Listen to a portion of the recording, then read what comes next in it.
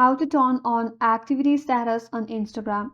Hi everyone, this is Kate and I'm back with new tutorial, and on today's video we will see how we can turn on activity status on Instagram. So without any further ado, let's get started. First of all, launch the Instagram application in your mobile device, and you have to make sure that you're logged in with your Instagram account. Once you get to your home page, navigate to the bottom right corner and tap on the profile icon. Now, from your profile again, you have to navigate to top right corner and tap on three-line icon.